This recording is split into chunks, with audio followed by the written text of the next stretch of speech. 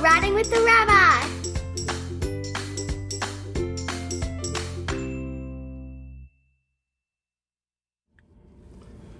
Okay, everybody, here we are, another episode of Riding with the Rabbi. I'm with my new good friend, Dotan. Dotan, what's your last name? Dror. So it's double D, DD. Yeah. Dotan Dvir. And Dotan, where are you from? I'm from Kibbutz Erez. Kibbutz Erez. What in the world are you doing in Livingston, New Jersey, if you're from Kibbutz Erez? Well, we came this week in a delegation with Project 24.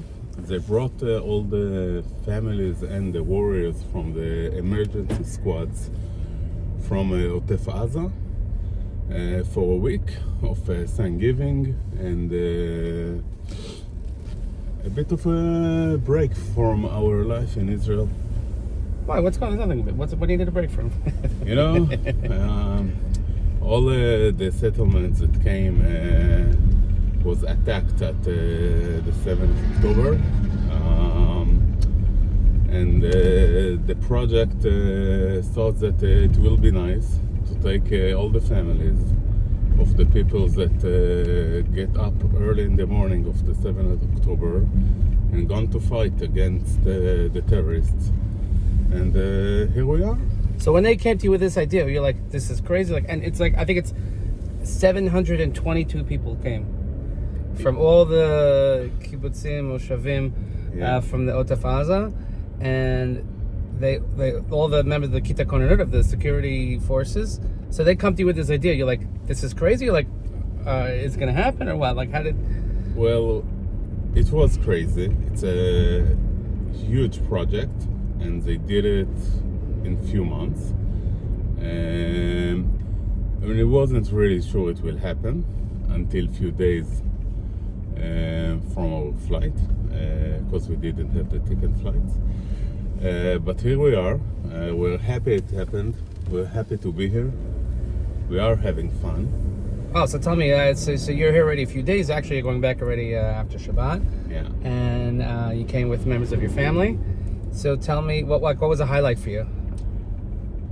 Well, I was here in the Metro East like 2 times ago in delegations, and this is the first time it's a free delegation. So we have free time all the time, almost all the time. On the bus, off the bus, on the bus, off Yeah, the bus, none of that. yeah. We did that by design, right?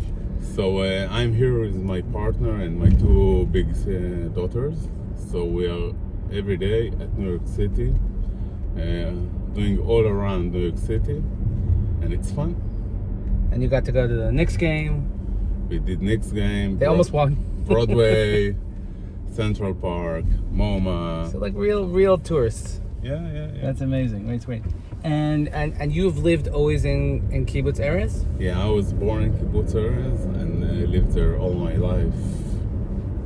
So maybe a lot of our viewers may not know, but Kibbutz Erez is the northern part of the Gaza Strip, right? It's near Netiv Asara, right? It's near Netiv Asara. It's something like 300,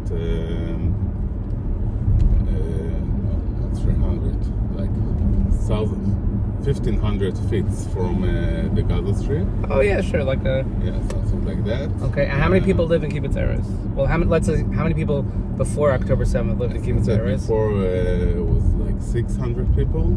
Today we are almost 500. So it's about 80% have come back. Yeah. And what's the main production in the kibbutz? Like it's a dairy. They have a dairy, right? We have dairy. We have orchards. We have crops. We have honey, and we have a factory for PVC sheets. PVC sheets. Okay. Yeah. Coated sheets. Coated sheets. Yeah. Okay.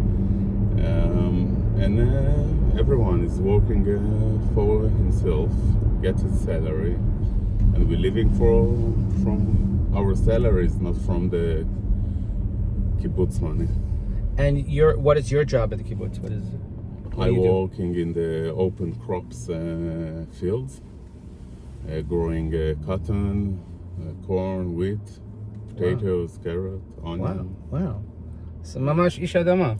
Yeah, like okay. Yeah. And So you grew up in the kibbutz, because I asked you the other day, you said how many people that grow up there stay there. You said not a lot. Yeah. So you said your father lives there, right? Your father still. My father still lives there. And what made you decide that you wanted to stay and live on the kibbutz? I think life. I started to learn in Ben Gurion University after army. I did a travel in Australia, India, Thailand, and after that I came back to the kibbutz, started to learn, met my wife, married, kids, and stayed.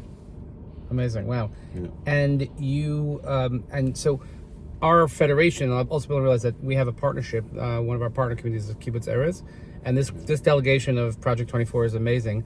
We're actually the only community in New Jersey that's hosting a lot of. There's half of them are in Florida, Miami, and half are here in the New York area. But it's New York City, Long Island, and Westchester. We're the only ones in New Jersey, but it was a natural fit because of our partnership. And so our delegations have been to Kibbutz Erez a number of times. Obviously, I went when I was there earlier this year. You weren't there; they were displaced, and they were in the Ramon crater in Mitzpe Rimon over there, and we got to see everybody over there. Were you there also for a while? I was there for a while, for a short time. I'm one of the first that came back to the kibbutz.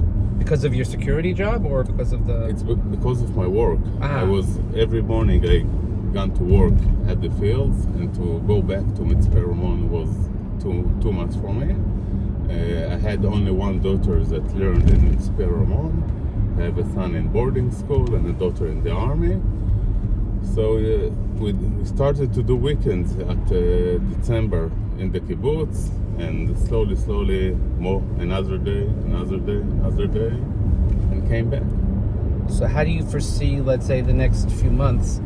More and more, you think you'll get back to? I mean, I don't. It would be a dream if you get back to 100%, but yeah. Well, or maybe new people coming in. Is that possible? We have some new families in the kibbutz today. They are renting houses of families that didn't came back. I hope that until the summer of 2025, more families will come back. I don't think it will be 100. I hope it will be 90%. Which I think is probably fairly good number, maybe relative to other places in the area. I think that's a very good. It's a good number. It's a very good number. And how is the healing process going, or has it even begun? I mean, it's we don't know. Well, I think it's very individually. Mm-hmm. Based on each person, right? Yeah. And I think if we can, if you want to look about the community, we have a lot of community stuff to do to heal up all the community together, and every family need to find her way in healing themselves and watching the needs of every family are different. So. And how do you think, let's say, we here in Chul, in the diaspora, how is it that we could be helpful to you in this process or in anything? I mean, like a week like this, I think it's fantastic. But going forward, how is it that we can continue the relationship? How is it that we could be helpful? You have partners here. You have brothers and sisters here. Yeah. So I just, what do you think? There's a way that you could practically to tell people? Well, I think that the community need to do work inside her.